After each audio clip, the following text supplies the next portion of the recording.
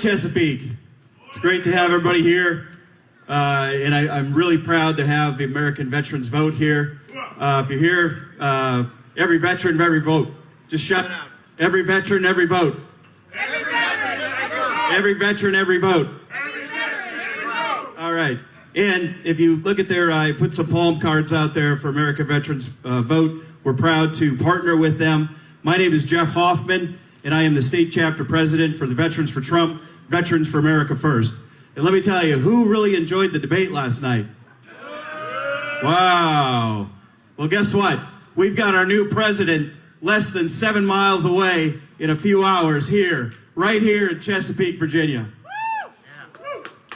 And we also have at least 4 new U.S. House members in Congress here. We've got John McGuire, VFAF.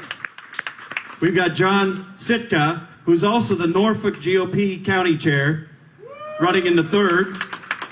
Mike Van Meter, where are you at? He's going to kick the crap out of Jerry Connolly. And Connolly, let me tell you about Connolly. He's more concerned about changing a federal prison than naming it Trump in Florida, that he overpriced and overtaxed citizens in Fairfax County. And Mike Van Meter in Fairfax County, you are the key for Virginia winning Trump. And then we also have Jerry Torres in the 8th. And that Northern Virginia powerhouse in the 8th and the 11th is going to do it for Virginia. So anyway, again, my name is Jeff Hoffman. I'm with the Veterans for Trump. But most importantly, we have our national spokesperson here for Veterans for Trump and a founder. And I just want to introduce to you retired Rear Admiral Charles Kubic, who is also the top foreign policy advisor for President Donald J. Trump. Admiral Kubic, please join us.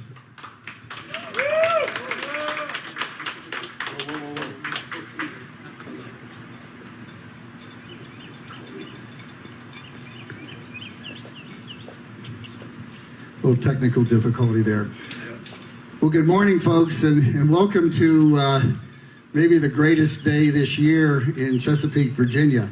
And how fortunate it is that it comes right on the heels of what I would say is probably one of the most interesting presidential debates we've had in a very, very long time.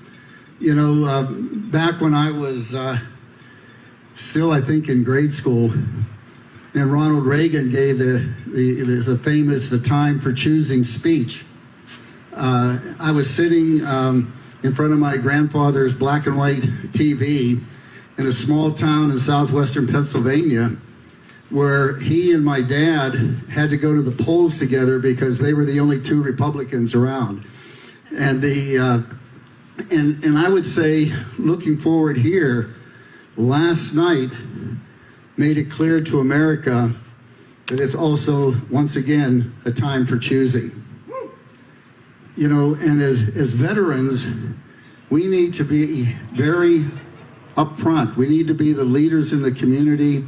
We need to be articulating why this is such an important choice. Because right now, left to the devices of the Democrat Party, we would find ourselves being ruled by a repressive, centralized government, as opposed to returning to peace and prosperity. And that is a big choice, a definite choice. And we are the ones who have to step forward, because if you look around, and it became even more clear by the remarks that our former president and to-be new president made about what a mess the world is in right now.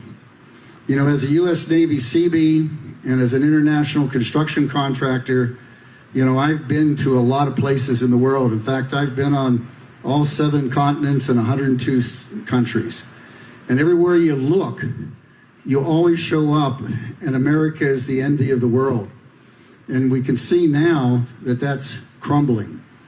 And not only is the world in a mess, I would say internally our country is in a mess. In fact, our country is under attack. You know, our economy is under attack, our security is under attack, and our culture is under attack. And the only person who I believe is smart enough, energetic enough, and tough enough to go into Washington, D.C. and repel this attack is Donald J. Trump. But also, it's really great to see our candidates today. 4 very strong Republican candidates in a soon-to-be red Virginia. And that's important because, I believe, and by the way, I was a national security advisor to Trump way back in 2016. I'm not currently serving in that capacity, but I got to know him pretty well and got to know how he thinks. And my guess is right now, he believes he can fix everything in 2 years that Biden broke if he controls the Senate and the House. And so the down ballot votes are as more important than ever this year.